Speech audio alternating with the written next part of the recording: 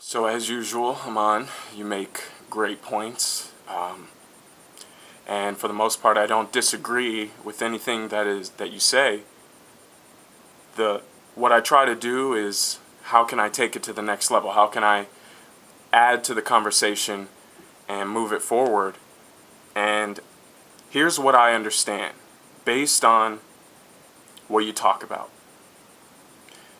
Reason needs to rule, but a fact is that the instinct part, the automatic response, is our most potent aspect of our humanity. We react first without even knowing we react first, and then we reason above that. We justify our reactions.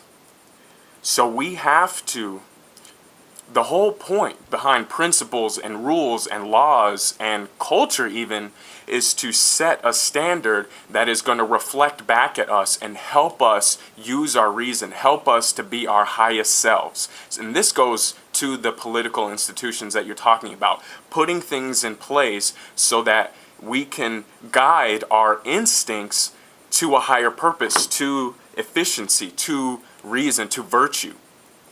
So the only way, to me, not the only way, that's probably a really bad way to address it, but what we have to do then is build a whole system, right, based on these principles that is going to reflect back at us and help us stay in line, a guiding system.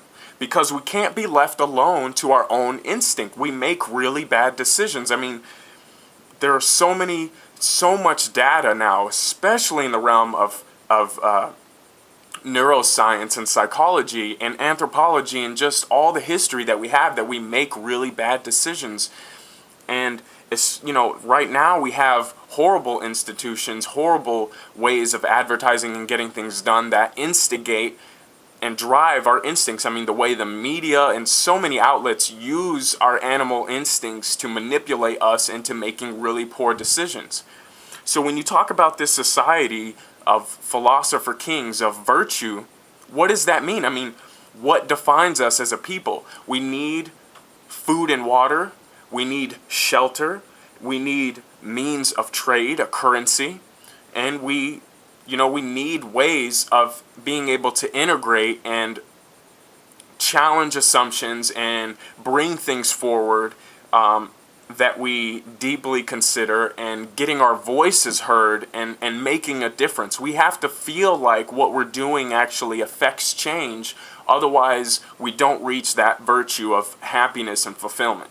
And this isn't just me saying this. This is based on, once again, reoccurring data, stuff that we find consistently. So what is it going to take to build these institutions? I mean, you have to define the rules. You have to define the principles.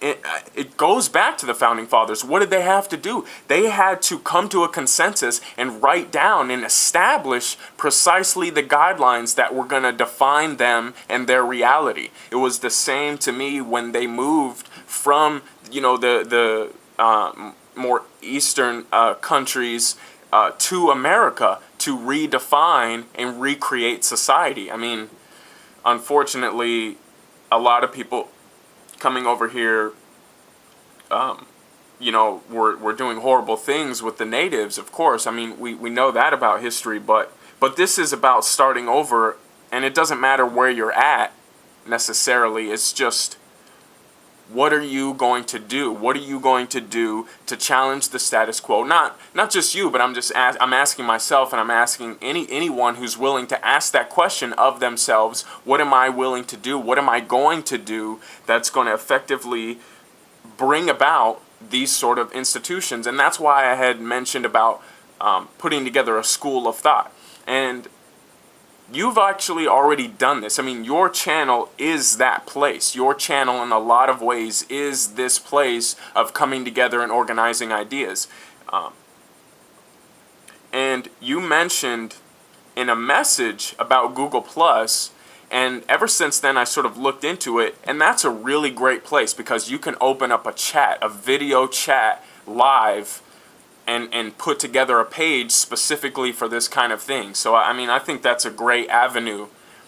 But But people have to get interested in the things that drive the instincts. What drives the instincts, which is the predominant part? And do we understand this at a fundamental level, right? So when I ask these questions, I say, well, how can we get food going? What is it going to take in terms of resources? And these questions go into the current government system. These questions go into, well, if we tried to establish a new order, a new society, I mean, the government, right, is the monopoly on force. What would be the result of a paradigm, a institution of government that tries to take out any opposition, and it's the same, like you said, where North Korea and other places around the world, when you try to do the things that are going to effectively make these kinds of changes and help change the culture and reassociate these instincts of not just animal instincts, but then of reason also as a subsequent process from, the more evolved part of us. When you try to do those things, the opposition just gets powerful. But I think what we have on our side is the number of people who are definitely fed up with the system, who are looking for answers, and they're constantly searching. And you have movements like the Zeitgeist movement and other, advocates of like resource-based economy who go more towards these social values above, this fiat currency wealth, this imagined wealth that we have going on right now. And personally, a particular road that I've been taking is silver. Because I think it took me a while to really understand it, but I see now the intrinsic value of silver in terms of being able to use it for manufacturing purposes and use it in terms of leveraging other ways, getting labor and the sort of resources that we need. So you need, to me, the two things is this idea of political will. You need the ability to resonate with the people so that they donate their resources, their time, their abilities towards the creation of something different, of something newer. Because right now, in terms of energy, the resources are being consumed, they're being sucked up by this old system. I mean, people going to work constantly and just engaging in the old way of doing things because it's attached to their primary instincts. If I change, it's going to be extremely uncomfortable, and how am I going to get my food? How am I going to get my resources? And a lot of people stop at that because they don't have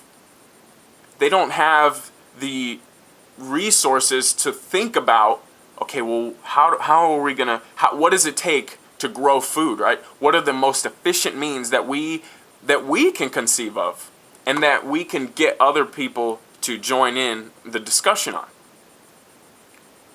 I gotta end it in about a minute and a half because every time I do videos over 10 minutes, they don't upload.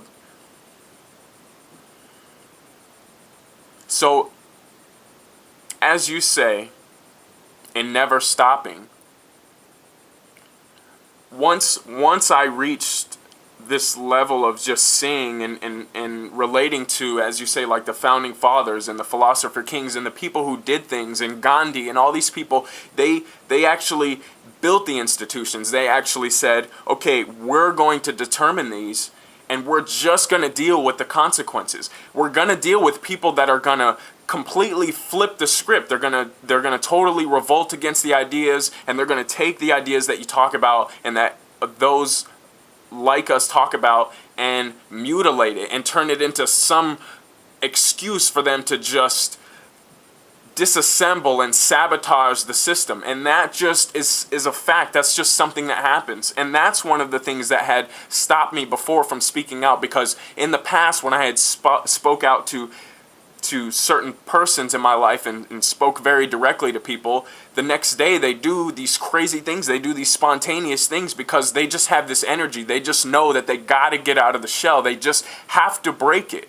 They just have to be a rift in the system. And that's what we need. We need rifts in the system. We need people to point it out and say, I'm just not going to participate anymore. I'm just not going to accept your fiat currency anymore. I will not work for you unless you provide something tangible that is going to allow me to live.